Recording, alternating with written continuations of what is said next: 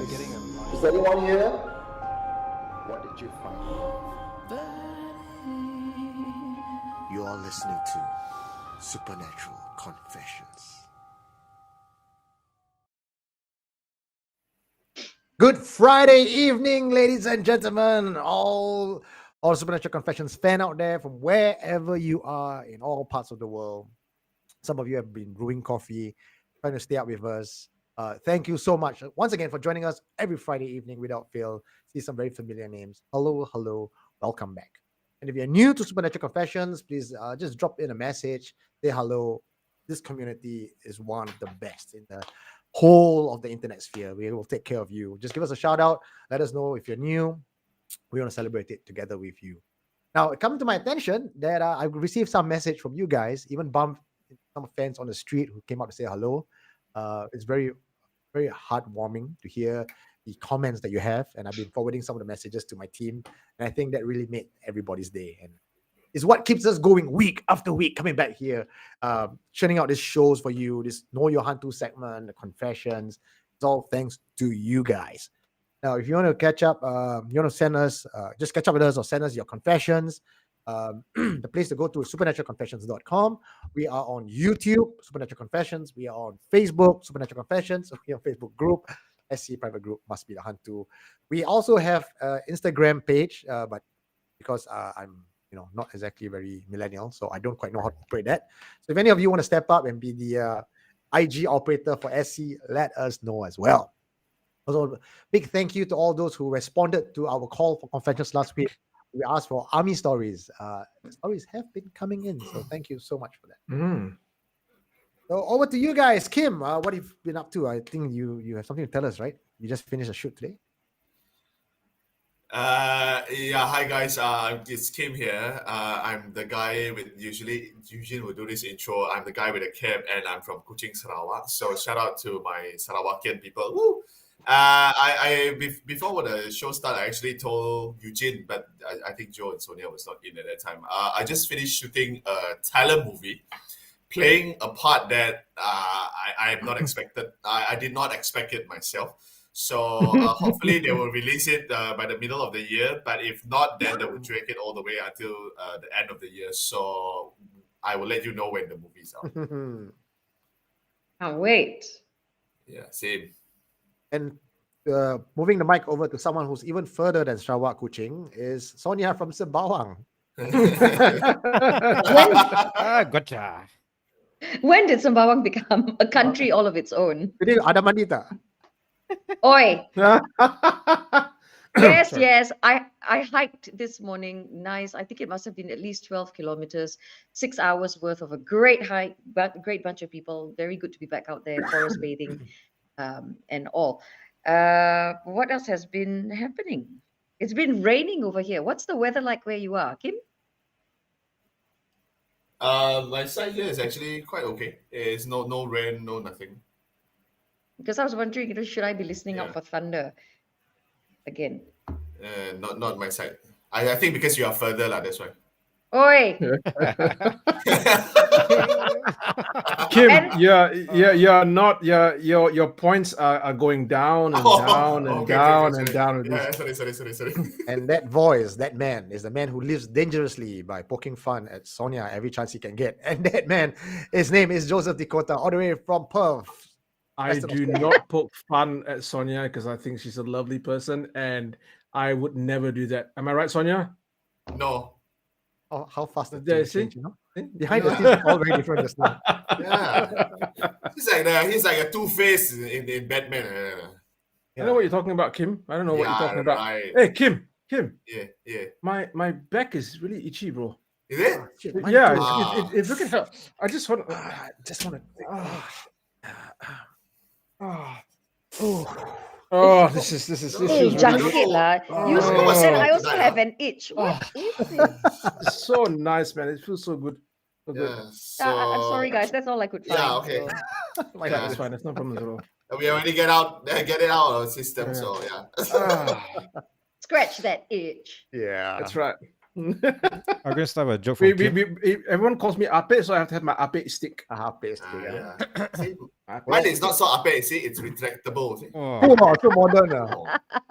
Okay, for those of you guys listening to podcasts on Monday, when this show has made it to Spotify, Apple, and Google, I'm wondering what the hell are your hosts doing?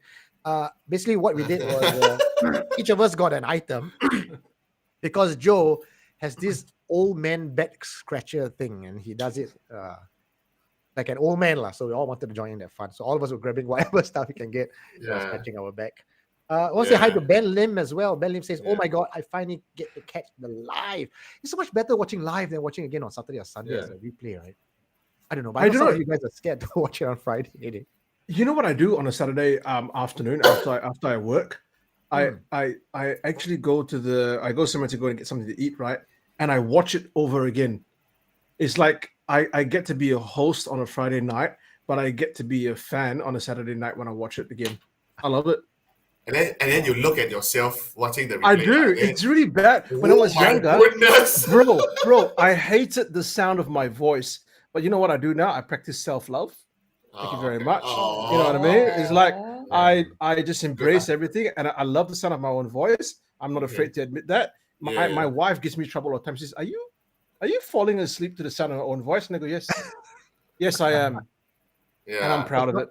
Good Not for all you, of man. us can Good for sound you. like Kim lah. Yeah, no, exactly. Not all of us can. So I'll take what I get.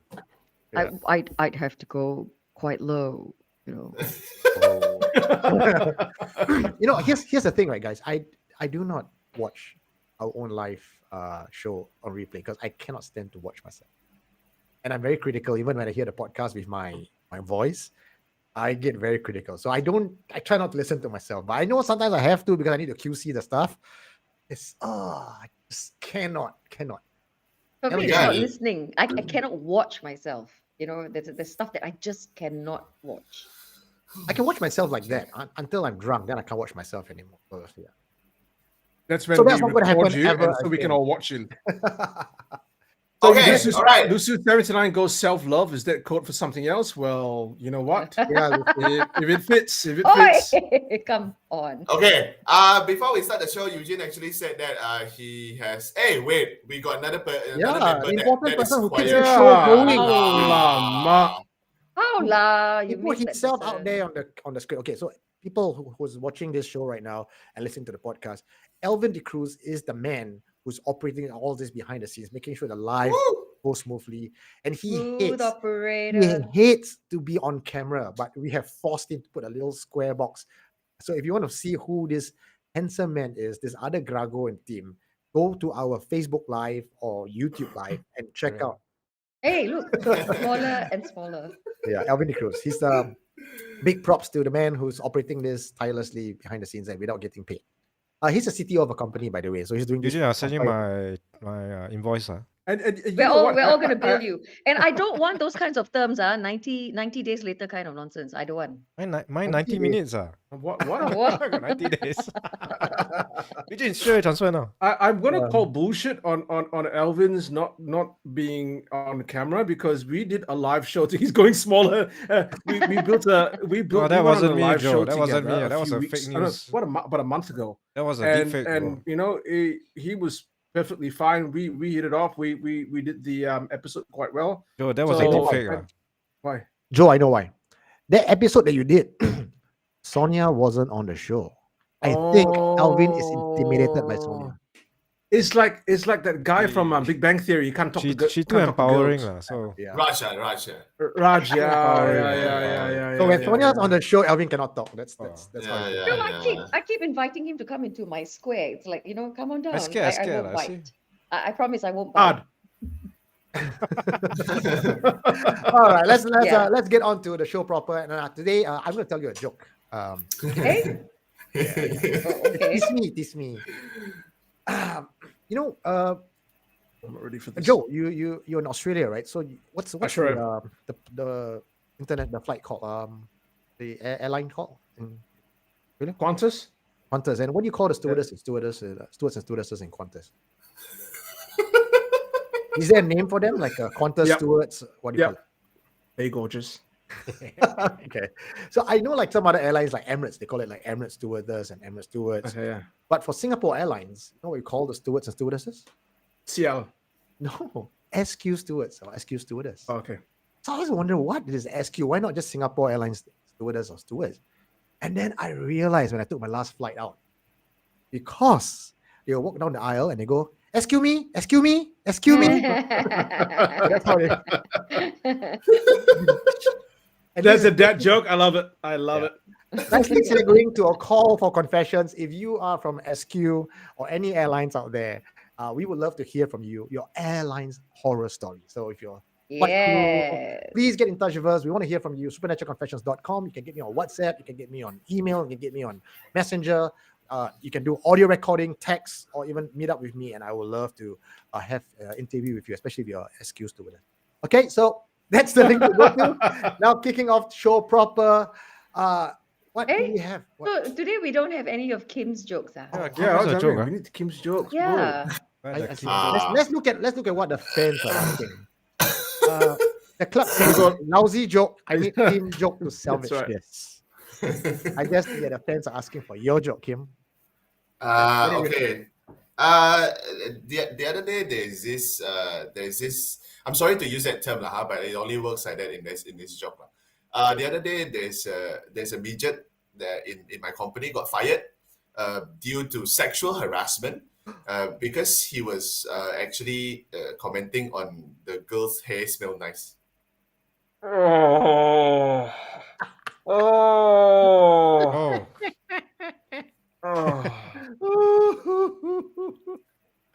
Sonia still. Sonia's still thinking. No, Sonia's thinking, what? Hey, what hair? What hair, man? Yeah. I think we'll be talking about the leg I hair can't take it anymore. I just can't. or the armpit I can't. hair. I was just waiting for the day Facebook cancel. Hati sakit. Oh my goodness. Okay. Man. I'll be taking SQ flight again in on 6th of April. So if I see you guys and you guys recognize me, please be kind to my drinks and not spit it. Melanie Lau goes, hi, big fan. Thanks for tuning in, Melanie. Thank you. Eugene, what's going to happen to you is that as they walk past you, they'll go, excuse me. Okay, let's kickstart the show proper with Alvin decruising the internet. What do we have for us today, Alvin? Oh, we have another hospital video as usual. So Hmm. I can't hear him. can you hear me? I can. I can hear him. Oh no, that's because I muted him. Sorry, I muted that little thing. Oh, My bad. I'm gonna Sorry, bro. I'm gonna make you small Now, now, man. Now, Alamak. Make him disappear. No, don't disturb lah, alamak. Hey, you make him more shy, then he'll shrink smaller and smaller, and then off he goes. All right, next up, it's a hospital video, and we have this investigator who's, looking around, seeing what's up, and he finds something eerie at the end. Dum dum dum. So this is a abandoned. He's Abandoned working in an abandoned hospital. Lots of doors. There's a Who lot works of in an doors. abandoned hospital? Surgery room, emergency room, and oxygen room. The door is opening. I assume this is abandoned. I can't hear any sound. Is there supposed to be sound? I think there Soundless. was as they opened the door just now. That I was a thought sound, there right? was a Yeah. sound. Yeah. Okay, walking around this place. Ooh, the Ah, curtain just Oh. moved open by itself, Okay. Okay. Curtain just opened by itself. all right. and yet the person walked towards the open curtain. Why just Sounds like something I do. But I would go and check if there's any. Strings. let's go back to the I knew scene that was again. gonna come out. Yes, let's yeah, have a closer fast look forward at to the that. scene. Oh, that is the part that just the curtain is opening. Yeah. Okay, so so because by the side of the curtain, where the curtain is opening towards is a wall. Mm. How would Yeah. you guys imagine a string to work in this situation? It's not. I think Oh, logistically it's going to be quite challenging.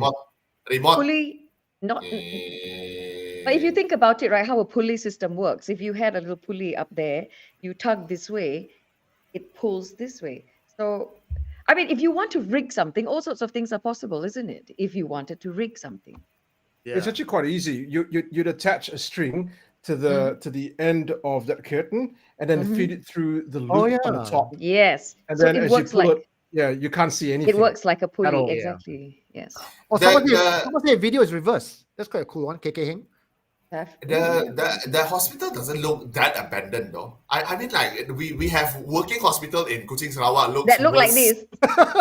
No, worse than this. Worse than this. Let's consider 5-star in Malaysia. Right? Private hospital, this one in Malaysia. Where are all the beds and the equipment? You're right. It doesn't look very down. abandoned. It looks like it's in good shape. Maybe it's Yeah. just vacated or something. I don't know. Any background about this place? No, unfortunately not. Oh, okay. Okay, I'm skeptical about the way the curtain opens because if you realize that when it pulls open, it's sort of like jerk a little bit. It's not like one smooth motion. So someone's pulling it. Yeah, it feels like someone's pulling it, like hand after hand. That's where you get a bit of a jerky movement. And also, when things move in the paranormal world, it doesn't move that way. Just nice when you tilt your camera and it starts to. Just that too way. coincidental, isn't it? Yeah, a lot of this. That's why a lot of these videos they are great production. Like, don't get me wrong. Like, I love it for the production. I do enjoy a good scare and a good horror movie, and even a good fake. I do enjoy watching it because it takes a level of creativity to pull off such a short clip to scare you. So obviously we can go in and think, oh, it's fake, and then that ruins the whole purpose of watching such a video. Or we can go in and go, oh wow, that's great, and then let your rational thought. I guess you can say like it's a great effect. Yeah. But Yes. but who is this investigator again? Is he based here? Yeah, who are they? in Asia? No, they're based overseas. Okay. They're special effects guys, right? Those two? No, sorry. I was referring to two special effects guys and how they talk about these things. Oh yeah, I Very posted similar. I posted a YouTube Yes. video. Yeah. Very similar to how we dissect. Let's also put it out there, right? That just because you can fake something doesn't mean that anything of that type is therefore untrue. You know what I mean? We live in a world of deep fake, right? We can fake someone saying something. It doesn't mean that person doesn't exist. Do you know what I mean? So we have to be very careful when we go, oh, you know what? It's VFX. It can be faked. Yeah. All you've done is you've just said it can be faked. Yeah. You've not debunked it per se. True. I would like to see also if really an entity or a force that we can't see was removing the curtain, why would it move up from the up top, right? there. Yes, it's Yeah. like, why wouldn't you see a dent in the curtain as someone's hand moves That's it? right. That's right. So you call that Hantu Gala. Tall, is it? This is the Yeah. real Hantu Gala. Not the Yeah. midget, not the midget. Yeah, so not I the think, midget. I think Joe, what you said is very poignant, right? Obviously, looking at the videos, it's just easy to say fake and then moving on. If that's the case, then it's the 30. Alvin decruising the internet would just be a 30-second segment. But Yeah. to identify how it's fake, what it can possibly be, I think that's where the fun is in discussing this. And also, it's Yes. always easier to debunk a video that's on the internet than to really take one of ours and rip it to shreds, because we don't do that on this show. We No, respect Yeah. confessions. we're just saying what's possible, and Mm, let's just have let's talk about it. yeah. And that's what I like about it. It is the what if at the end of it, Mm. Sure, it can be faked. We can perhaps explain how that could have been done, but then at the game, we need to leave that 20 to 30% that goes, oh, what if that was actually true? What if, that person went into that place and that thing just opened by itself? Put yourself in your shoes. Yeah. Would you in that moment go, that's fake? Or would you just shit yourself? No, Shit yourself. It's true. You can be the hot. See, if you guys are not scared, like say you go into all those haunted houses, those Halloween haunted houses, Universal Studio Halloween Horror Nights, we get freaked out, we scream because we pay good money to scare ourselves, even though we know it's fake. But that's Yeah. where the horror and the fun is. Yes. And we do the same thing when we go and watch a horror movie, right? We allow ourselves to be immersed in the story.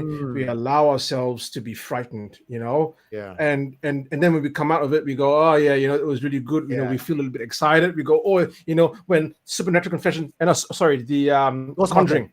Conjuring. Oh yeah. Oh yeah. Right. Yeah, that's a Yeah, classic scene. that- That's a classic scene. Yeah, that's a classic scene, isn't it, Alvin? Like, you get, oh shit, that was scary. Oh yeah, yeah. But if I see two hands in front of me, I'll grab the hands and I'll Headbutt the guy. yeah. I mean, how fun are you as a moviegoer if we go on a date and you sit there and go like, yeah, fake, fake, Yeah. fake. It's like, fake. I'm like, get Yeah. away from me. Okay, Alvin, thank you very much. Anybody who has anything else to add to that video before we move on to housekeeping? Has anyone seen a curtain move like that? Anywhere? No. A remote control. So I saw some like Renault works and the curtain opens by itself. It's actually motorized. Yes. How? Yeah. Motorized ones, yeah. So the top would move, then the rest of the curtain would follow through, just like how Yeah. it is in this video. Sunil Kumar Balakrishnan said a little bit, not really on topic, but ever watch a horror movie without the sound effects? Sound and score play a very important part in movies. Yes. In Yeah, fact, like I say, watch it's the horror. main part. I watch horror movies all the time without the sound effects because I'm doing this. It helps, right? It helps. It helps. Have you ever watched a movie without watching the movie? Yes. You know what I think would be a great move to put if we ever create our own horror movie. This is what I'm going to do for your audience, because I'm a kind, generous God this way, right? At the end of the horror movie, I'm going to show the blooper reel, all the mishaps, all the fun stuff, all the comedic Yeah. relief. I put it right at the end so that people walk out of the cinema and go, okay, shit, okay, that's. So you, You know- sort you of know want to temper the effect, right? From being scary to being funny. Then you just sort of bring everything back up to equilibrium. Yeah. No, seriously, like a bit of a sidestep, and I know we're going to go on to the next segment. Yeah. But I reckon if we ever do like a small skit or a movie, it has to be all of us in school, because I just imagine what would be like all in the same class. You just want to see us in school uniform, right? But Oh. Just because I was wearing a tie yesterday. Hey, that you put the tie on and you were like moving it up, down, up, down. I just got excited. I just didn't know what to do. I don't know what kind of movie, Joe, you want, but Trying to make No, a noose seriously. for myself. Yesterday for the what are you meeting, doing, Alvin, teacher? like Sonia had like a tie, and then she like almost like she gill it a little bit. She was like, Did not. we were shocked, bro. We were shocked. I don't know. You were shocked, man. I wasn't paying attention at all. I don't. Yeah. Are we doing like a student and nurse thingy or something? I don't That know, can be man. done. Yes. That can be done. I'll give you a sponge bath, no problem, bro. Are we doing a horror movie or we are doing a parody porn? Why not do both? something like that? Why not just do both? Why I not am both? not- That's right, Alvin. We cater to Oh. both No, audiences for me, anyway. yeah. Okay. Cater to the bigger market, lah. Huh? Okay, Joe, over to you with your housekeeping. Thank you very much, Alvin. Right. One, there are going to be no pictures today. The main thing that I saw that everyone kind of really got quite immersed in was a question by Gary Loa, on the 12th of March, and he says, "Just curious, which road in Singapore is the creepiest to drive through at night?" Okay, and there were about 372 comments. We had Devil's Bend in Old Upper Thompson Road. We had Siloso Road in Sentosa. We had Mount Pleasant, Old Jurong Road, and Old Tampines Road. And people were just, putting a little bit of stories there and saying that there are things lurking around. But I wanted to put it out there to the hosts, right, and also to the community. Which do you think is the most haunted road in Singapore? Don't say Tampines Road, because that's where I go and stay whenever I come down to Singapore. Yeah, Tampines Road. Yeah. People think that Yishun is haunted. Yishun is actually the one that's all the weird and crazy people are there. The most haunted. What has that? That's And real Sembawang. live people. Sembawang is so far off the map. Even the hantu don't want to go there. Correct. Go there, And yet, far. Sembawang Beach, Kampong Wak Hassan, everything is up here. You that's guys true, come that's true. here to. So no. Sembawang does not get bad rep for that. Okay, I mean, let's give this to the audience. You guys listening in right now, please give us your vote. Let us know in the comment section. Just fill it up.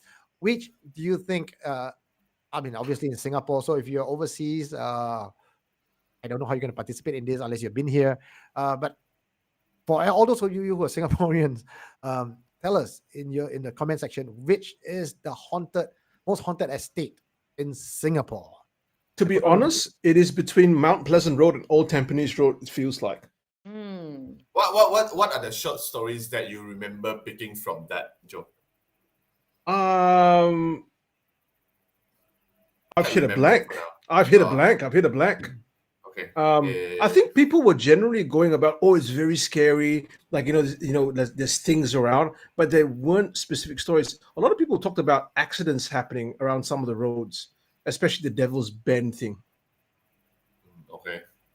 A lot of answers coming in. You guys want to take these answers and just read it out loud? Okay, let me Changi see. along OCH. OCH? Yeah. Yeah, Changi, but then I saw like a lot of different names. It felt like the whole, again, we have mentioned this in the earlier episode. It felt like the whole Singapore is actually haunted. Yes, Yeah. I remember the conversation we had about that, how Singapore at one point used to just be giant graveyard all over the place. Yeah, right. So you see, there's Punggol, Orchard, Changi, Old Tampines on this side, Yishun, Alvin's house. Alvin's Yeah, house. Finally we got Malaysia, Karak Highway. Highway. Malaysia. Yeah. Karak Highway is Highway. like I've heard of Karak Highway. What's the story behind that? Huh? The yellow. Everyone kind of accident, bro. The yellow Volkswagen. Yeah. That is the story. But I felt that was such a great publicity for Karak Highway. There's just one story, right? There's just one story of Karak Highway. It's that yellow Volkswagen. There's no other story like the kid running in Karak Highway. And they've made so many movies, about that highway that it's kind of ingrained in all of us. And in this case, any publicity is good publicity, is it? Speaking of Malaysia, right? You guys have a few famous haunted locations. Like Karak Highway is one of them, very internationally known. The other place is Amber Court in Genting. Internationally known haunted place. So you'll find out more about that. There is 11:30 p.m. tonight, a featured story from our Confessor on Amber Court. So stay tuned for that one. I have to read this comment out. Scariest road to Kim's heart. Oh. Oh. Who said that? Zihao Po. There's a song for that. There's a song for that. The road to my heart. There's a song for that. It's called Highway to Hell. Do you know where the Highway to Hell is? It's called Canning Highway in Western Australia. That was what the song was based on. Canning Highway. Shit. Really? Canning Highway in Western Australia. That's because the traffic was the shit on that road. No, seriously. So it's Canning Highway. That's the road. That's the Highway to Hell. Okay. Bit of trivia. So, Bit of trivia. so yeah, if you guys do have any stories to share about all these roads, your personal stories, or even stories that you heard from your family, your friends, and it's a slightly longer one or even shorter one, do share it with us. Not just answer the question and I know there's a lot of names being mentioned, like Old Changi and whatnot. So you gotta tell a story. Why is it haunted? Why is haunted? Yeah. Yeah, why but is it it- haunted? Yeah. Why does it feel that way to you? Explain it a little bit. Share your experience. Okay. Edward Lim goes, what about Neo Teo Estate? Where is that? Oh, North View yeah. Estate is on the west side. Lim Chu Kang. Okay. That's where we're at, Lim Chu Kang. I've So never heard about this place though. Neo Teo, Sonia will know about it. Sonia will give us a lowdown on Neo Teo. yeah, so New is over at Lim Chu Kang. A lot of old farms and stuff out there. People were relocated into HDBs. So that area, there's a Neo Teo camp there as well. Amakeng. That whole area, if you walk at night, it's a very wide road, lights on either side, and it's usually quite dim and yellow. So it's a very creepy vibe. And also because there are cemeteries in that area. So if you happen to do night walks and stuff and you're going to those areas, you will feel a very heavy atmosphere. It's places like that I need to bring you boys when So there is there's houses around there, or is this like No. industrial? Or no, is it's this not empty lot? industrial. It's flat land. It's for agriculture. Oh, okay. It's closer to Sungai Buloh. It's quite flat. It's quite flat land, but it's used for mostly agriculture. Oh, That sort of thing. Fish farming. okay. There's a frog farm out there. Never have I expect Singapore would have a flat empty land. So okay. Not quite empty. Then there's a chicken. There's an egg farm kind of a thing out there. Okay, So the thing is, it's scary at night because there's no one around. The roads are empty. The people that work in these places have gone home. So the vibe there, full of. Okay. When we are down there, I'll send Joe to have a look.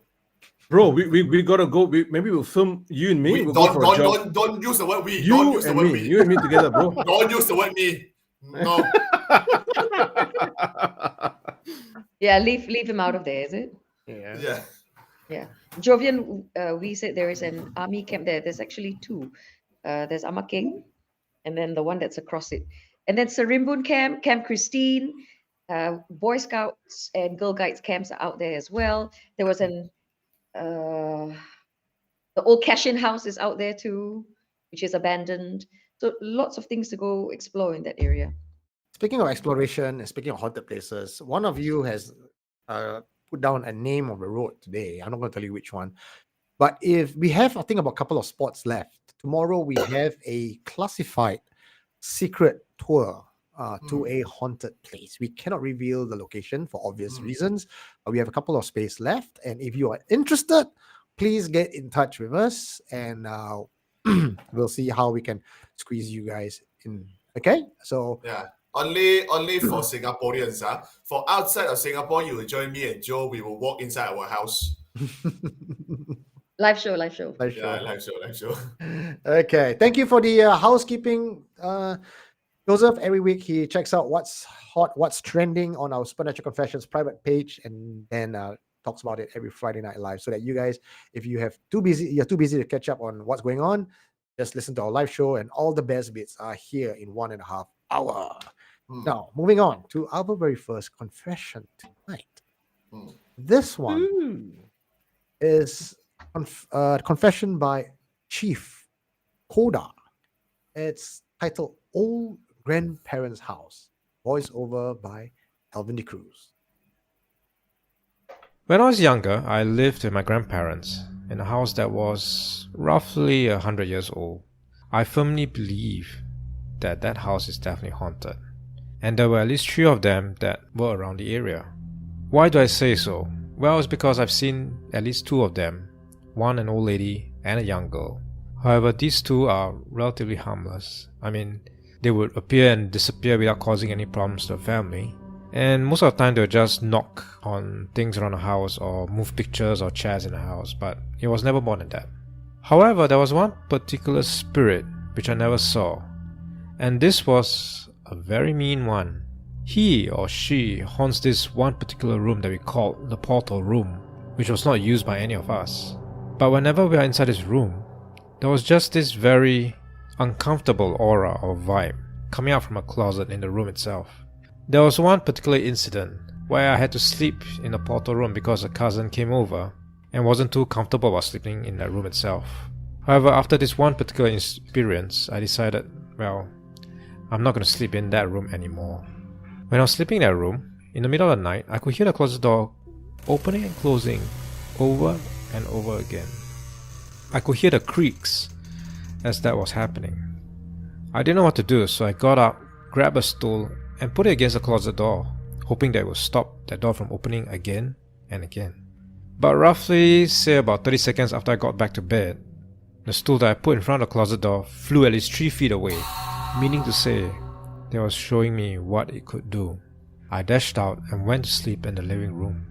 About a year later, roughly about there, another cousin came over to spend the night. Same thing as usual, she slept in my room instead, while I took the couch out in the living room, which was still close to the portal room itself. Coincidentally, I was watching a TV show which talked about how ghosts could actually choke you while you're fast asleep.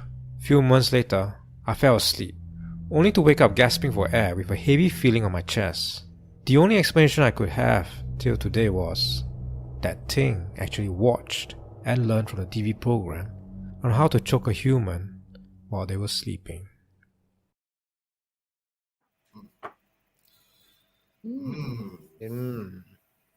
This, I believe this is your friend, right, Joe? Sorry? This Is Chief Koda your friend? A friend of yours? No, it was No. someone that Kim actually spoke to on the Kim. internet. Yes. Person that I spoke to. Yeah, so can maybe give us a bit of background on Chief Koda? 'Cause people are asking, is that his real name? Chief Koda. There's a lot of people asking, why is the name and whatnot. Chief Koda is his pen name.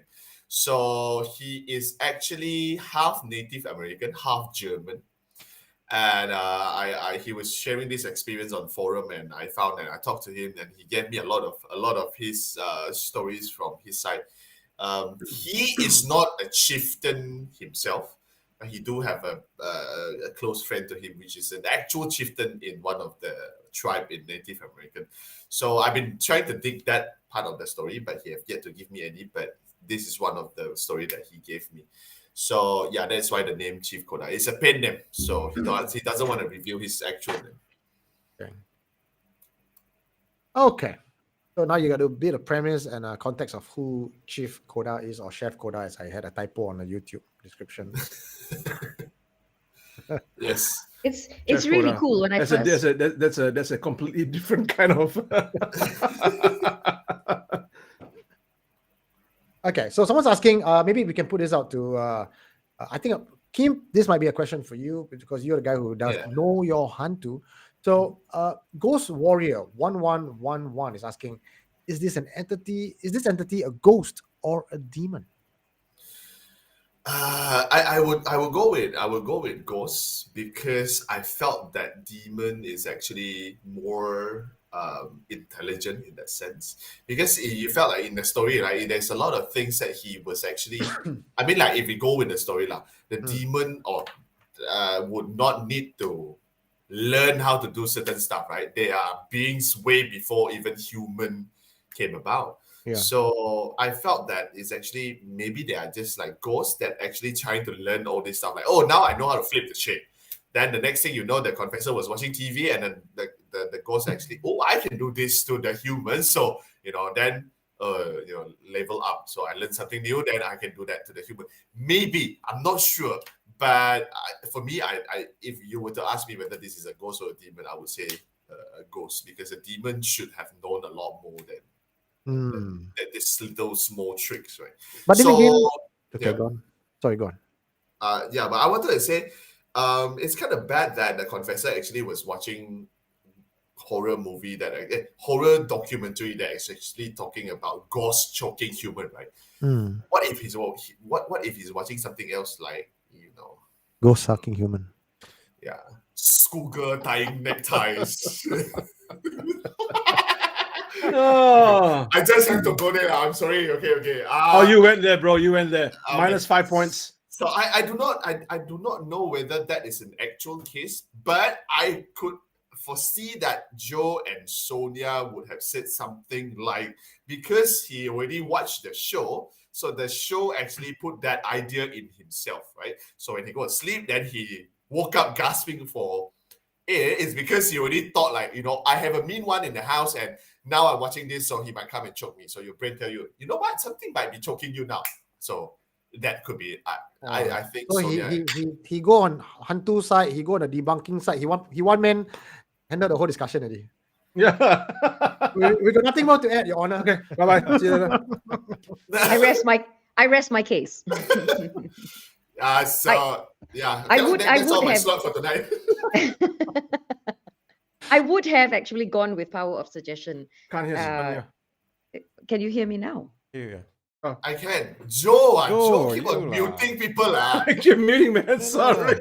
Make me stress, I think about technical problem. If you don't want to hear if you don't want to hear my reasoning, then that's fine. I get it. Okay. So I was gonna go with power of suggestion because, like you said, Kim, I agree with you. If he was watching TV, it's very easy to sort of be in that semi-conscious state as you wake up and all of that, what I normally say. However, because he is of Native American descent, now these people are very fond of their astral travel, Yes. delving in that realm and stuff. Could he be visited by someone who has separated their consciousness from their body and astral travel in that plane to him The plot for, thickens. for some reason? Because you also have to understand that with the Native Americans, there's a lot of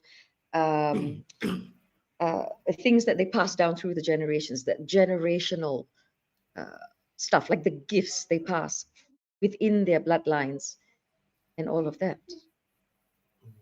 Okay, perhaps then. Yeah, So Sonia's going with the somebody from the astral travel, a conscious spirit astral traveled towards him and tried to communicate. Yeah. I'm just wondering because it's very it's prevalent, isn't it, in Native American customs and in their heritage. Possibly. Well, Jen, It's very intriguing. Yeah. Joe, perhaps over to you now. Is there a difference between spirit and ghost, or are they all the same? I think that someone actually mentioned that in YouTube, that I think it was maybe trying to find it was with Sean Lim, right? So he goes, a ghost is an ex-human and a demon is something that's never human. And I kind of agree with him with that, right? Like a ghost is something that has come from human beings, whereas a demon is something that has pre-existed and never had a human body. Boy, the question is, what's the difference between spirits and ghosts? Not the demon, boy. Oh, sorry. Boy, listen first, boy. I think spirit is an umbrella term. Wow, Sanya is already marking my name down. Like this, how if we were in school and in a class together, Sonya's the teacher, Kim's the one that sabos everybody, right? And gets everybody into trouble. If it's in like the NCC or NPC, we all have to do push-ups because of him.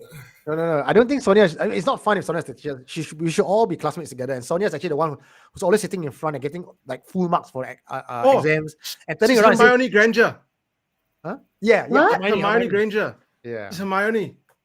Yeah, Kim is Ron. Hey, answer the question lah. Don't turn one big roundabout and don't answer the question lah. I think spirit is an umbrella term to describe anything that is of a non-corporeal nature, and I think ghost is something that is a subset of a spirit, and a demon is a subset of a spirit as well. If someone were to ask me what I thought of that story, I think Sonia's kind of did a really good job of talking about that. But I want to go on a different route. I'll save discussions about the Wendigo a little bit later. I wanted just to focus on what the confessors described in terms of waking up choking and feeling like you couldn't breathe, right? So why this resonated with me is because I suffer from sleep apnea. So I use a machine when I sleep. I use a machine that kind of like blows air into my nose and keeps my airways open. And I remember before I got diagnosed with it, I would always wake up with pressure in my chest and coughing, choking, spluttering. When I did my test, it found out that I was waking up 47 times in an hour. Oh, Every That hour many in 1 hour. times. 47 times. So I could never get into deep REM sleep.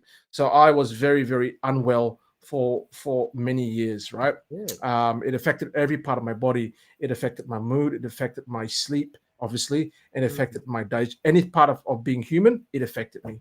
Now, perhaps I'm wondering if this person is, experiencing something very similar. When you say, for example, if you drink a lot of alcohol at night, right, it tends to soften your soft palate. So the muscles in your soft palate actually get more relaxed. And especially if you sleep in your back or even on the side with your head tilted back a little bit, your soft palate actually, relaxes and goes down and closes your airways, which causes you to splutter, cough, choke, and stop breathing for a little while. And especially if the brain's starved of oxygen for a little while, hallucinations can also happen. But okay, so now we talk about that. That's a possibility, hallucination, the choking. So that explains the choking and the compression Sure. in the chest. But that does not explain how the stool that he placed in front of the cupboard flew away from the door. No, it doesn't. It doesn't. And this might be the case of, things happening together. We're starting to attribute everything to supernatural. So, for example, if someone lives in a haunted house, right, there's a tendency for them to interpret everything that's happening there, whether it be natural or preternatural, as being supernatural. You know what I mean? Sure, there might be something happening. Maybe a book flies off the bookshelf, and you can go, that's supernatural. But he might lose his keys legitimately because he's absent-minded and start attributing things to actually the spirit when they might not actually be there. Just associating everything to that, right? Yeah. Correct. I'm gonna go with this is not the Hantu. Oh, wow. Oh, how come? Wow. What? Wow. Haunting functions in a very, some of the things that people are talking about on the description, I feel make a lot of sense. We're always asking, what is this? Poltergeist activity? Poltergeist activity happens at random. They don't really, they could follow the TV or not, but they would open door, close door, they move things around. They want to make his presence known. If it was a demon, its presence would be manifested in much more obvious ways rather than just compression on chairs or moving of stools. But yet, what we see in the story is an entity of immense power that can throw stools across the room. I don't think spirits in the ghostly form, the ex-humans or wandering spirits, could have the power to do that. A demon, yes, but what is it trying to achieve? A demon always have an agenda. Sonia got closest to this when she says it could be an astral projection from somebody else. And I'm going along with that line, except that I don't think it's an actual projection by somebody else. I think this is Chief Koda himself being a little bit more sensitive to a psychic ability without realizing it. So a lot of this, when he watched a movie, his mind activates and then he starts moving things around based on what he has seen. And we have seen in documentaries, in some research, that people with psychic abilities can manifest such powers, moving things around, opening doors, closing doors, and especially so right after he's seen a horror movie and he manifests all those things. I think I draw a correlation with that a lot of this that has happened in his story is self-manifestation. It seems closer to that than any of the other Hantu that I know of. Telekinesis. Telekinesis, yeah.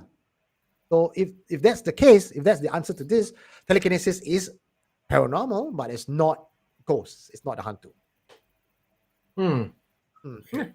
I have nothing else to say for now, as I don't see that coming. But now you put it in that sense, yeah, maybe I should talk to Chief Koda more and ask him, bro, tonight maybe you sleep and try to think about something like, cupboard open and yourself and whatnot.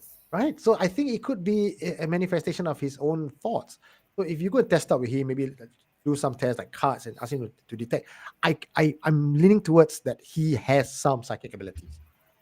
Okay. He doesn't What, realize. what a lot of parapsychologists do, and I'm not talking someone who's done like a 6-month course or 1-year course. I'm talking about, researchers and psychologists who specialize in investigating, psychic phenomenon. They actually work with random number generators as a function of psychokinetic force. So rather than getting people to try to move something like this across the table, they would get people to concentrate on random number generators and see if they can actually affect the way that these things come up, to try to, make more even numbers occur than odd numbers. And they use that to actually investigate the existence of psi. Okay, that's a lot to discuss about. I think I've seen from the YouTube comment section, everyone's having their own hypothesis as well. This is extremely interesting, guys. I think that's what this platform is about, is to really have this discussion, look at a story in many different ways. Some of it you may not even thought about before, but I hope that after watching a Friday Night Live show, you walk away being an expert on the topic, or at least a lot more knowledgeable of the supernatural world than before. Okay, moving on to the very next confession that we have tonight. This is confessed by a person who goes by the name Smurf, titled Yeah. Wendigo, and is narrated by Sonia Kurana. Oh, it's that one. Wendigo by Smurf. This happened when I was 7 years old, and I'm sharing because my older brother reminded me of it. Now that I'm 24, I still can't get it out of my head. This was very traumatic for me because after this event, a bunch of other things started to happen. This is how it started. Growing up, and now I live in a haunted state. I live 5 miles away from the most notorious haunted forest. My mom used to tell my brothers and I about how, when she was walking by the forest, murders that had happened, and about how she used to see things. My older brother, 11 at that time, let's call him D, and I were watching TV in the living room. It was dark outside. Must have been a new moon. If you were sitting on the sofa and looked to your right, you would see the glass sliding door which viewed the backyard. Mind you, it was an acre lawn and tall trees lined the perimeter. I was tired and decided to get a glass of milk, which was my ritual before bed. When I stood up and saw what was glaring at me through the glass door, it was tall, taller than the door. It was skinny at the torso, but its chest was broad. It was white with tall ears. I want to say that it looked like the white version of Donnie Darko. I was about 15 feet from the glass door. I froze. It didn't move. It just kept looking at me. It could not have been anyone else because we lived in the middle of the woods. I started calling for my brother, but Dee wasn't answering me. I started to get louder, now calling for my mom. Her room was on the other side of the couch, so she was there in a heartbeat. She looked at the back door, looked at Dee, and then told me, just sit back down. I couldn't understand why I was the only one freaking out. I lay down on the couch, facing away from the glass door, and Dee puts a blanket on me, and we both fell asleep on the couch. It was only when in the year 2021 I had a conversation with Dee. He confirmed that whatever I saw that night, he saw it too, to every detail. Why did we suddenly bring the conversation up? It's because Dee dreamt about the creature the night before, and Dee also mentioned that night he too was freaked out, though he didn't do anything or say anything. It was only when I spoke to my best friend that we suspected it's a creature called Wendigo. And when I looked it up online, my heart sank. It was exactly what I saw that night.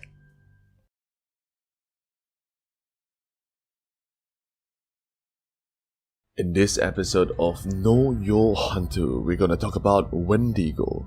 It is a mythological creature or evil spirit that came from the folklore of First Nations based in and around the East Coast forests of Canada, the Great Plains regions of the United States, and the Great Lakes region of the United States and Canada.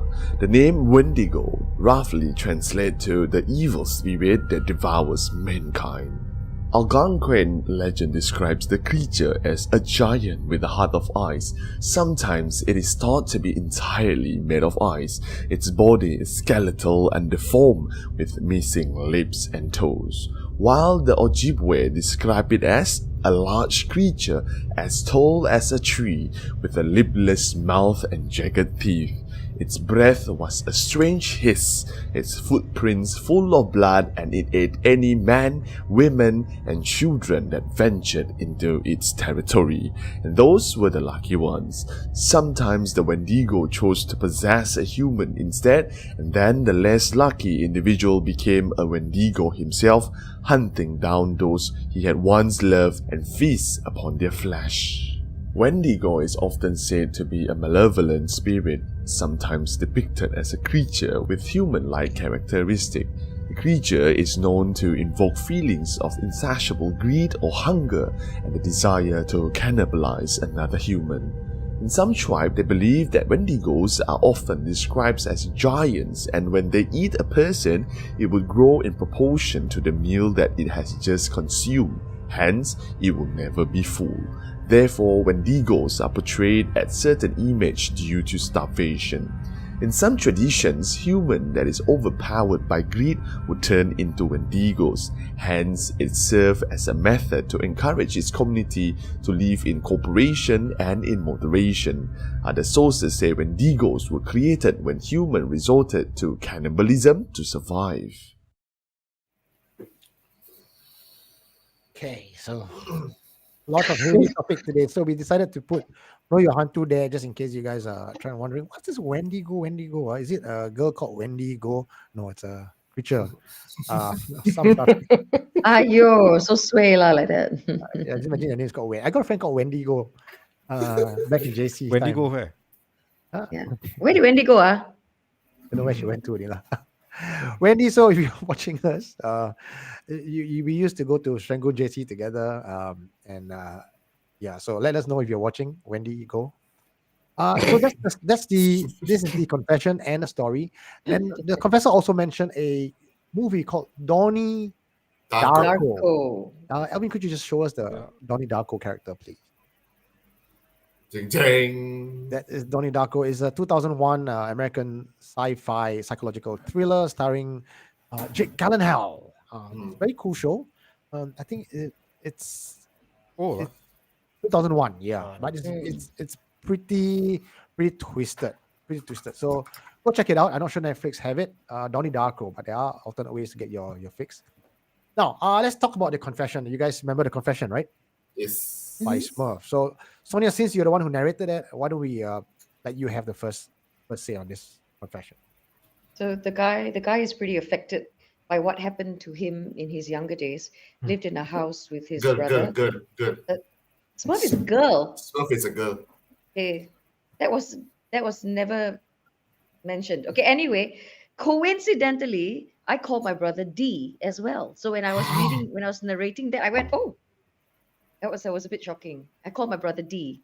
Okay. So anyway, they live in a wooded area. Mom has seen things, a notorious haunted forested area, right? So at home, their backyard, glass sliding doors, and it opens out into an acre of garden. So at night, I would imagine such a scene. It's completely dark. You know, it's the woods back there. And if you don't have back lights, it would be quite creepy already. So she saw something. She called her brother. Brother was in the room. She called for her mom instead. Then the brother also came out. And they all saw the same thing, which was this tall figure that looks like your Wendigo. Tall, skinny. I mean, it doesn't even have to be a Wendigo or whatever go. As long as it's completely dark out there and it's forested area, as long as there's anything there already, it's going to freak me out. Nothing there also is going to freak me out because it's so dark. And then, the power of your imagination and all of that. Wow. But they all saw it together, right? So Yeah. if it's one person's imagination, then the other person, you will not explain all of them seeing together. Yeah, but what I'm saying is that it doesn't need to be anything there. If it's so dark and it's a bloody forest out there, Yes, I That's understand. already the setup for. Okay. So for yours is the power of the imagination. They see the darkness, and No, because I'm not saying that. I'm saying that if it were me and I Mm. was living there and I have an acre of dark forest out there, yeah, I'd be lighting it up. yeah, yeah. That's true. Actually, when you watch horror movies, you see like the whole house is surrounded by dark forest, and you go like, why don't you just put like sticky sticks around the area and just light it up? I would. I don't like living in darkness. I like lights. I like windows. It's like when I go hotel rooms and all that. I need my windows. I need natural light. I cannot stand places There, like. there are people who couldn't sleep with lights and even a slightest bit of light. They couldn't sleep with that. They had to sleep in Total darkness. total darkness. There are Yeah. people who are like that. Then Yeah, me. I'm photosensitive. Slightest See? bit of light and I'm up. But I'm just saying that in a place like that where it opens up into an acre of dark forest, then I'm setting myself up for all sorts of things. You know what I mean? Okay. Yeah. I'm not gonna be. I don't want to talk about this one. This one is just. Because you don't want to So- say it must be the. It must be the unknown. displaced tree and twig that flew in with the typhoon. Oh, Told me. someone said that if Sonia said it must be the hantu tonight, we win Toto. Okay. Yeah. Yep. Keith Bula. What do you call you, Keith? Who's Keith? Kim. Siapa? Keith, bro. I don't know, man. I don't know. Kim. I I like how he's sitting. Kan? You see kaki naik. You see he marah. He angry. Api dah coming out already. Yeah. I have no idea about what was the creature. Because but then the moment I read this and then after that I go and search for it a little bit, right? I kind of like somehow just parts of me kind of like grateful that our Asian entity is just hanging out in trees, flying in front of your window, knocking on the stuff, scratching on your window, Bearing their breast to you. Yeah, all those kind of things. showing their teeth to you, Yeah. Oh. but not really eats you, right? And Native American believed creatures like this, which is the Wendigo, that actually eats you, and they are never full, man. Oh my goodness, I felt like this is a bit terrifying lah. I mean, like, if you do happen to know that creature and then you see it standing outside your door, what are you gonna do? And no time to call medium already now, no. Yeah, You it's just like have to, what's your first reaction going to be, Kim? Yeah, I like my dog Bobby is outside lah. Can't take him lah. No choice lah. Please, don't eat my children lah. Eat Bobby first lah. If you're hungry, and then come back for Auntie for or Smurf lah. Ajahn can't help you already. Tanky cannot help already. Cannot Tanky help by the time Tanky come cannot eat also. So I know who can help you. Who? Top Dog Joe. Of course. He's been quiet, so let's see what he's. I'll be under the bed. Hold on. Before we get to Joe, there is a Oh, question okay. from Zen Weaver. Okay. And he or she is. I think I sense Zen Weaver as a she. I'm gonna go with a she. He's asking, is there something in Asian law that is Wendigo? So, Mr. Know Your Hantu, is there anything in Asian law that is similar to Wendigo? Not the cannibal part, but we actually the previous episode of Know Your Hantu, we actually talked about this giant that was actually the beliefs of Sabahan in Malaysia. It's also one of the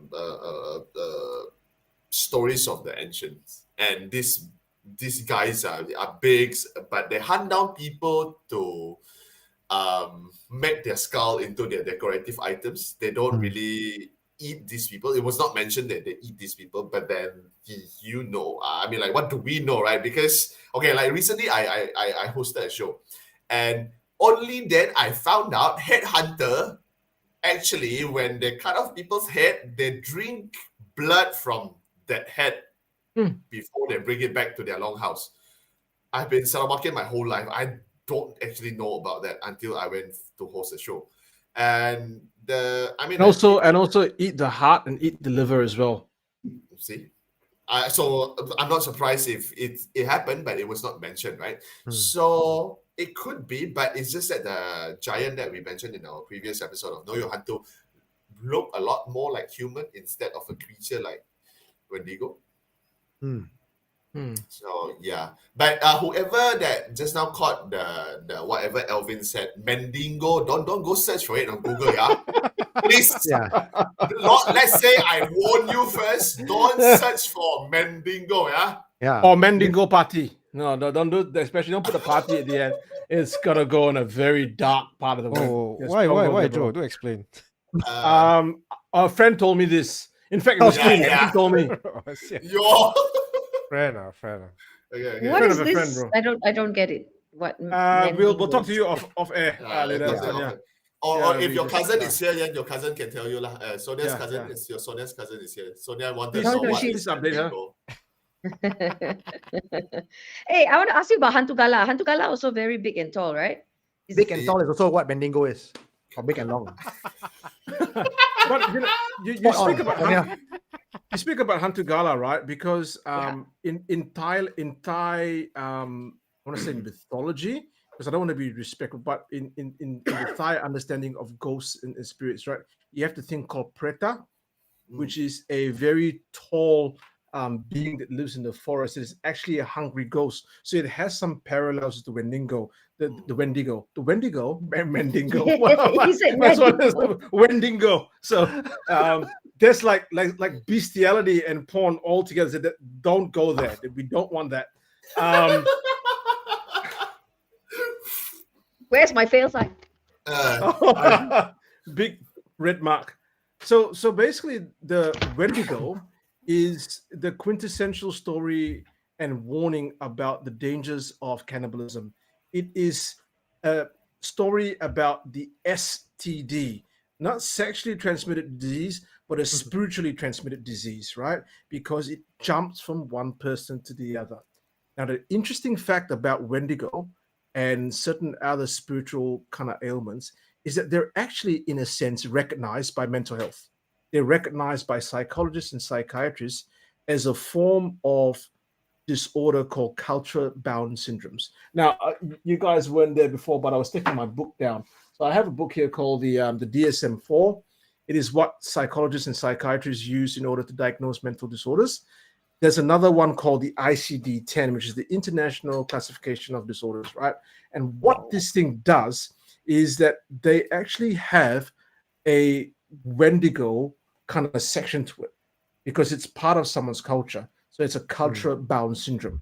It doesn't acknowledge the fact that it's spiritual, but rather that it's a part of someone's culture and it can affect the way that people get affected by it.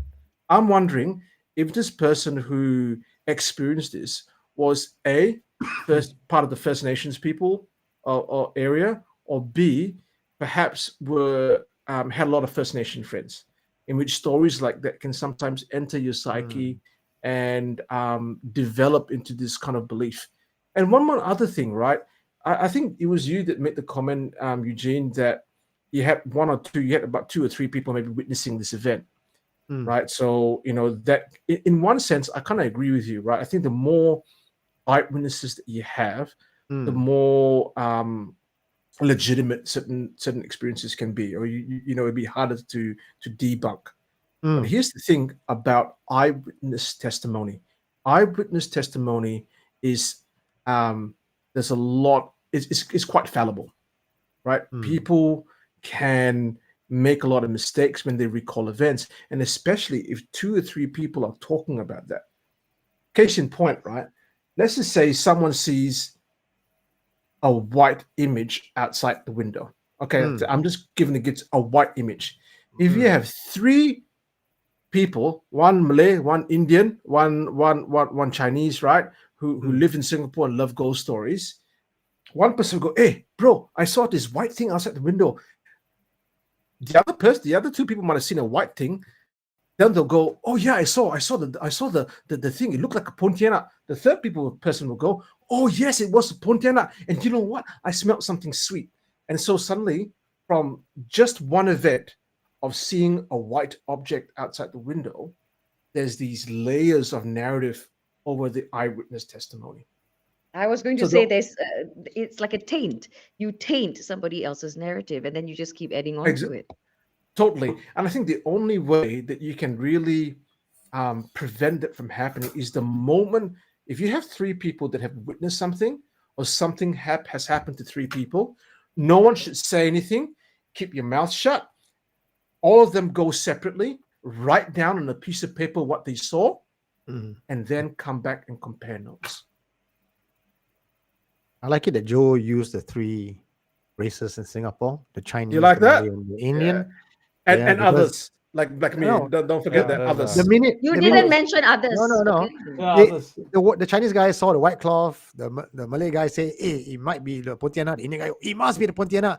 It Yeah. comes to the Grago and the Peranakan. It becomes a 1.5 hour long narrative on Supernatural. Yeah, about that. It could be a hot chick behind as well.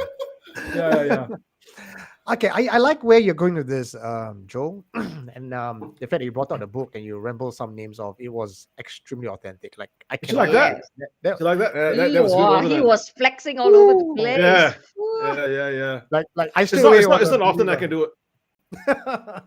Like I was about to dump my must be the Hantu camp and just go over to science.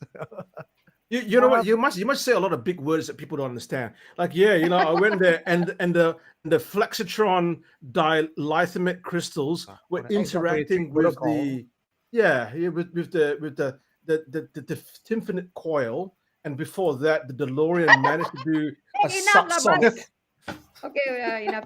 Oh, That's a horror story. I'm buying that, man. Totally. Okay, so I'm thinking now, right? Could the looking from the point of view of the Hantu camp, could all these paranormal encounters be happening so often that science cannot solve it or answer it properly, and then it just put it into a box and put a label like cultural, whatever they just said, and then Syndromes, yeah. cultural syndrome. Like, so, if you see it, because it must be in your culture, so therefore you hear the story enough time, and therefore you have created that form, right? Possible, But that is very, in my opinion, is a very convenient way of trying to explain away the unexplainable. Oh yeah, it's your imagination collectively. So I'm just offering, right? No, I'm not debunking science here. I'm not challenging science. I'm just giving an alternative point of view based on the experience that you mentioned just now about the house example. So for those of you who have not heard that story that I shared the last time, it was very quickly. It was about a haunted. Oh, it was an old dilapidated house where we went in. We did our investigation. We couldn't detect any paranormal activity in that very dilapidated, haunted-looking house. And then we left, and in a control setting, we told this group of people that the house is haunted. There is slamming of a door. There's this. I think we gave them actual points of what are the haunting that we have experienced. But although we did not experience anything, but when we went in and we have cameras all set up, the doors did bang. It was caught on camera. Like, ow, that wasn't any of us. That was not a string, but the door banged. But when we were there, stayed overnight, nothing happened. And they all said they saw whatever that I made up. So now, two things to happen, right? Power of suggestion. You planted something in their head, cultural syndrome. Everyone felt the same thing because there was already suggestion in their head that You they will planted make- the seed already. right. Or could it also be from an energy point of view, because of the collective belief of what they are about to see, they manifest or they empower the haunting to happen through their psyche. Like And a that- collective consciousness? like prayers, right? Where you come together, you pray, miracles happen, or you come together, you do something as a group, and you have your intention or manifestation, and things happen. We talk about that in energy and universal cosmic confluence and the whole law of intention. And I'm just thinking if the Wendigo, like what you just said, someone saw something, someone said something, and because the 3 of them, through perhaps they call it a cultural syndrome, they then manifested something that's real. Nick Redfern, an author, he's actually English, but I think lives in the United States. He writes a lot of books on UFOs and the supernatural and the paranormal, right? He wrote a book called 3 Men Seeking Monsters. I think that's the title. I would recommend going out there. I'm not sponsored by Nick Redfern, but it is a really good book. And he talks about the things called cormons, right? Which are basically that collections of people's belief in something can actually create this thought form. The Tibetans have a name for it. They call it the tulpa, right? When there's concentrated meditation, they can create something and allow that to manifest. So I would totally agree with you. Like, if three people that were there and they thought about it and they believe in it strong enough, or someone who does believe in the existence of the supernatural, and if I were to put science aside, could that happen? I think so. Certainly. Actually, talking about science, right?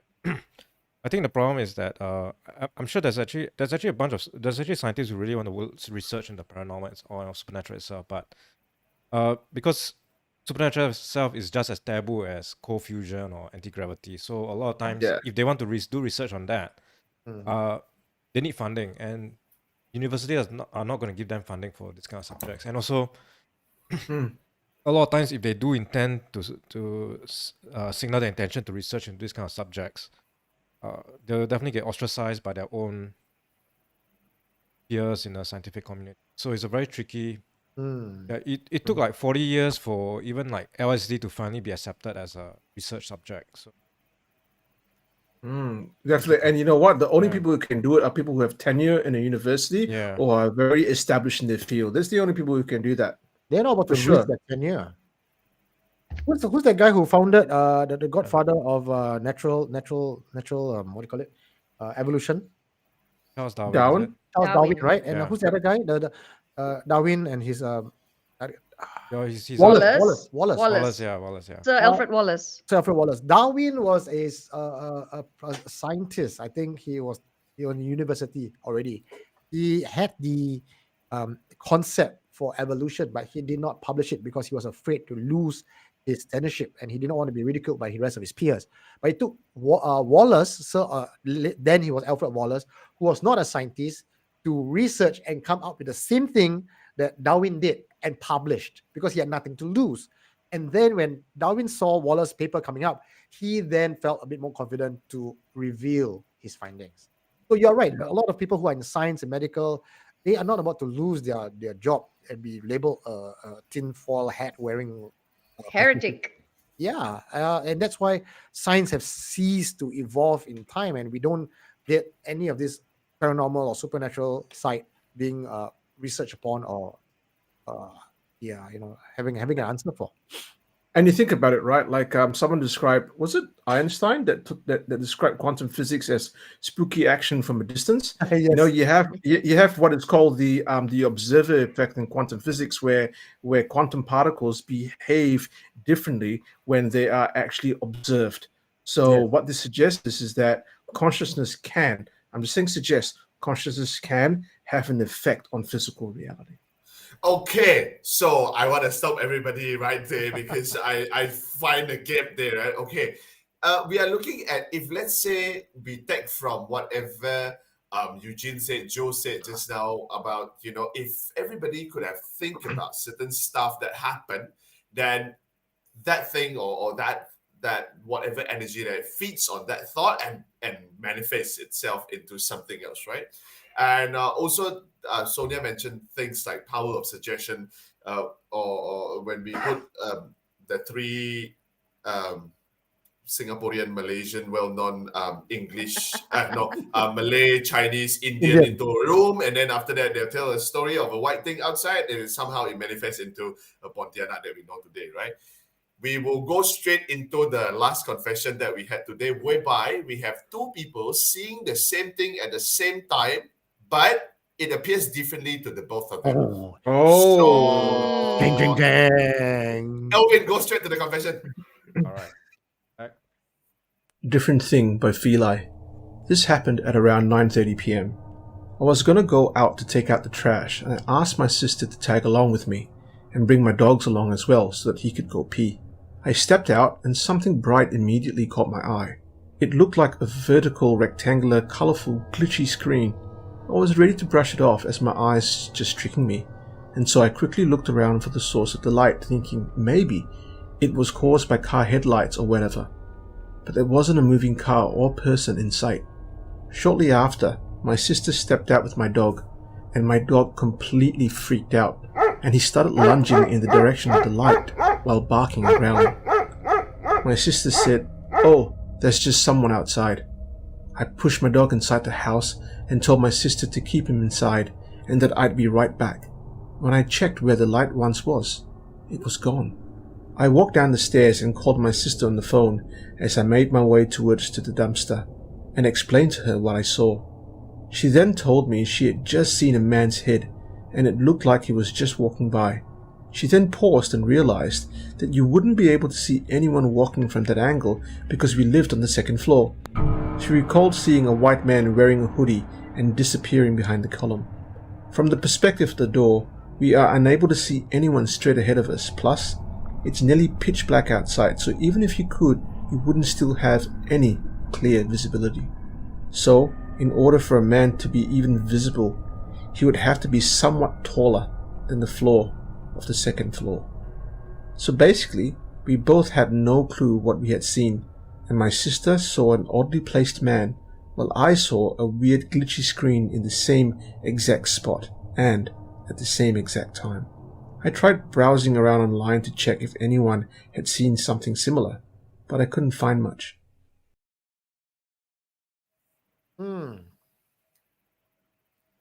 Oh, Okay. So- Also, first time I heard the part whereby somebody saw a screen glitchy screen outside the house, while the sister saw a very tall man.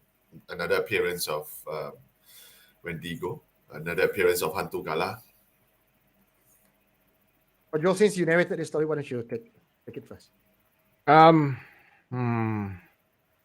really don't know what to say about this one. Can we push it to the other host because No. I'm Joel, Yeah, let's push I- it to Kim first then. Kim. let's put it to Kisha. I'm uncertain about this. I kind of miss the statement whereby it must be the hantu lah. What? There's no other explanation lah. It must be the hantu lah. It's You just haven't that- heard it yet.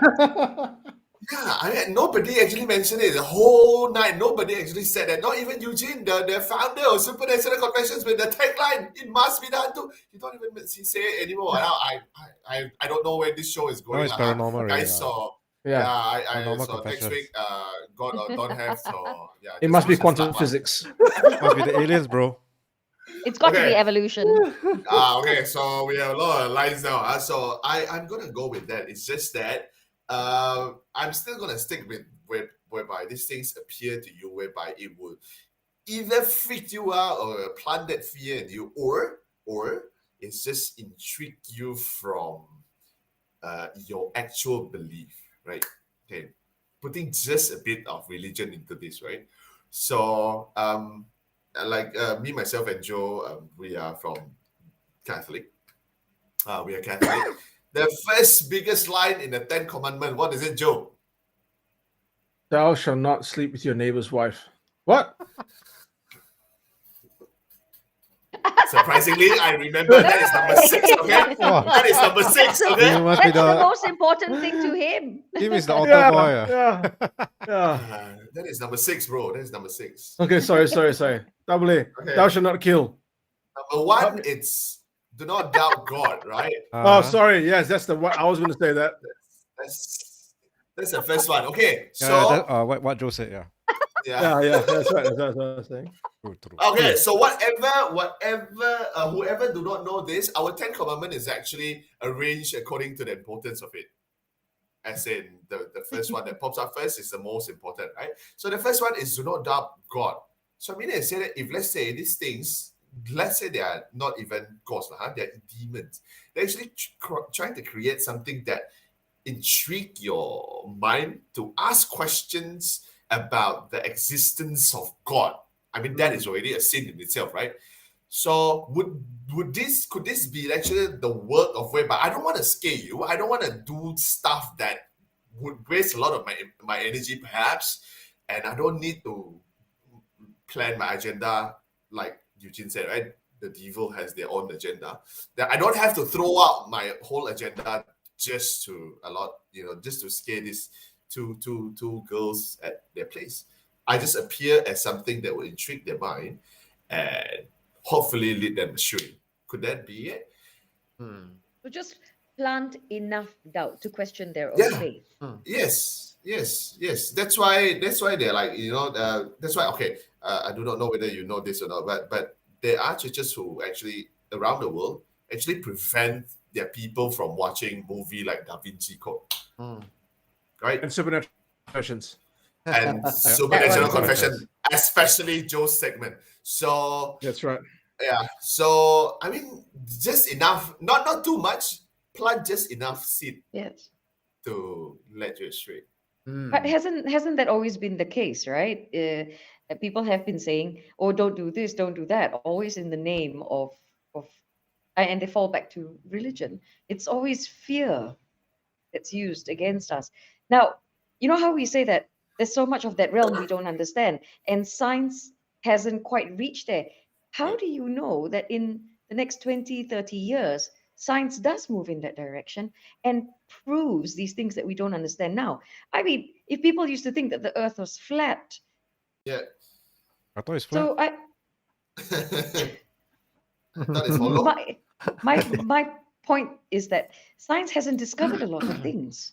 Mm. So, to attribute everything into two separate boxes, yes, everything that you don't understand is chucked into the supernatural or the paranormal, and then everything that we do understand, hey, it's in science. A lot of these things that we did not understand was once paranormal, but now can be explained by science. That's true. So, It's true. is that gap closing? Yeah, like the Vatican was also quite responsible for a lot of scientific discoveries. So I thought they were Yeah. hiding things. The Vatican. that one, Nah, secret. don't know about The that. Lost Ark was there. I believe so. I believe they. Isn't that in the movie Manifest? No. Yeah. The Lost Ark is somewhere in Yeah, Africa. but the Vatican does Utopia. have a very strong astronomy arm over there, so they do a lot. You of see, that. now you guys, you're mixing paranormal, supernatural, plus science, and then in the middle, we got movie world. And conspiracy theories. See, as much as I want to drag the whole thing back to it must be the Hantu, we still fall back to the other one. So, okay, guys, you guys really need to send your confession in, or else we will be shutting down the show very, very soon. So if you guys don't send in stories and you guys send in like papers, your research, and whatever books, like thick books that you have, like Joe have, we're gonna turn the show quite quickly into something else. You see, Become debates. become debates. Yeah. Religious Okay. debates. Or rhetorical competitions. Most likely. Are you most for likely. or against? Okay, so for this one, Ooh. I mean, I think some of you guys have heard my own explanation before, how a entity can appear differently to different people because of the way we want to interpret or how the entity would appear to us to frighten us. Like Asian would see a white cloth with black hair as Pontianak because this is what we identify as fear, and a European would identify a headless woman in a white gown and jumping off a building. The whole aim of the paranormal world is to frighten us. They feed on fear, the energy that comes from fear, the yin energy. And what Kim said, to further elaborate on that as well, if you believe in the Christian side of demonic warfare with the angels, their goal is to steer us away from God. They have the easier job. God has to convince us that God exists without his presence and just by pure faith and belief. But all the evil side have to do is just make you go, God, really? You think so? And the minute you have a doubt, that's the doubt that is a seed that will start growing internally. Then you will find things around you yourself to have that confirmation bias to say, yeah, God doesn't exist. Accident happened. Oh yeah, God wouldn't allow this if God was real. So with this particular experience, I have nothing science about it. I truly believe it was a paranormal encounter, but the explanation is how people view the fear and the horror would be very different. So that's how they saw something there, but two different things. So what kind of entity would that be? I am leaning towards the entity being not a ghost, not an ex-wandering spirit or ex-human or the soul of the dead, but this is an entity that is able to assume different forms to fit what you require. So this would fall quite into the realm of a demonic entity even. So The whole, I like where you're going with it. The whole principalities and powers aspect of religion, of Christianity in this case, Kim and Eugene. Interesting. A lot in that. Mark Abel was asking whether if we do similar rituals in, say, for example, a game, would that count as something real? Okay, there's two minds about it. I think Joe is definitely have something to say about this, Yeah. but I'm going to come from a gamer standpoint, as well as someone who has dated a girl from City Harvest. She truly believed that me casting fireball in Dungeons and Dragons and talking about dragons and role playing in an immersed make believe world is empowering and giving a win to the dark side, under the premise and or pretense of a game to make it harmless. But I'm actually feeding, using my power of imagination, the dark side. And because of that, we broke up. She asked me to burn my advanced D&D book. I Wow, that's chose her for the advanced D&D book. I chose the advanced D&D book. Good choice. Good choice, brother. Good choice. I agree with you, Eugene, what you're saying. I think what determines a ritual from a game is intent. I think it's a very Exactly. big thing. It is Everything intent. boils down to intention, doesn't Yeah. it? You know how you hear people say, I'm putting this intention out to the universe. So if that is not your intent and you're just role playing, there's Yeah. no real intention of putting anything out there, then where is the power in that? Yeah. Yeah, like when we I'm- play I'm- our games on Monday, like Devour, I mean, we sacrifice goats and all that, but Satan Yeah. isn't in my room yet, It's so it's Yes, just yes. it's just a game. Yeah, I mean, like, unless you play the game to actually with that intention to learn how to sacrifice a goat to actually summon the devil, then the Satan might turn up in your room, right? Yeah. But I if don't you're know, just guys. I playing think the you guys game for this- you might be like secretly unknowingly becoming cultists. cultivist lah, baby. And you see, Eugene, and that's the remember- purpose of Vali, the word occult simply means hidden, right? So it's called hidden knowledge. For me, in terms of this story, I'm still uncertain about this. I don't know. But what I like about tonight is that everyone is talking about different theories and keeping an open mind. I think keeping an open mind is a very important thing. One of the Korean Zen master, Seong San, when he asked his I think his student, like, what is the nature of mind, and the person goes, I don't know. He went, oh, very good, very good. Don't know. You keep don't know mind. Keep. And for me, this is a teaching that in life we shouldn't be too sure about things, because once we are too sure about things, we solidify ourselves, we solidify our imagination, we solidify our knowledge, and suddenly we don't discover. The whole thing about science is that it is about discovery. It is about wonder. It is about awe. It is about the mysterious. It's about how the F does that work? Why does it work that way? And if you don't have that, if you go, oh yeah, it works this way, what's the point? You've said it perfectly. It's that hunger for knowledge is a belief system. Don't get Yeah. so entrenched in something that you cannot believe anything else, and you shut yourself off from every possibility. Totally. What I'm hearing from Joe and Sonia tonight is that there could be a Hantu. I'm saying science may not have explored that arena yet. It's paranormal. So ergo, it could be the Unknown. Don't Almost know there lah, mind. almost there lah. I keep don't know Almost there mind. Almost Yeah. there lah. Don't know. Let's get into our What Zen is- position. Yeah. What is the nature of yourself? Don't know. don't know. Everything is a don't know. Don't know. Gil Hui Chai says Joe go deep tonight, guys. Gil Chong says, yep, agreed. Yeah, indeed.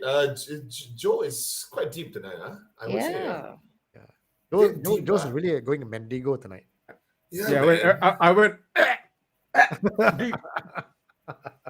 Look at Sonia. Alrighty, guys, I'm going to drop the link to the featured show tonight, 11:30. The show is happening right now as we are chit-chatting here. So let's us say our goodbye. Joe, take it away. My name is Joe, and I think my new tagline would be "I don't know," or there'll be more. There are more questions than there are answers, which is the same thing. I Which just is don't the know. same thing. Yeah. This is the same thing. I just don't know. I'm Sonia, and I believe that there is usually a super rational explanation for most everything. And thank you very much, ladies and gentlemen. I'm Kim. Remember, whatever you don't see doesn't mean it is not there.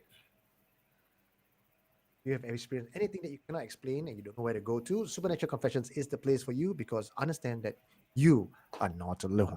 We'll see you guys next Friday. Have a good week. And next week is April fucking Fool's Day. We're going to bring in some of our members. We're going to change things a little bit. And who knows, we might be just playing some prank on each other. Okay, good night, everybody. Go straight to our featured confession tonight on YouTube. The link is right there.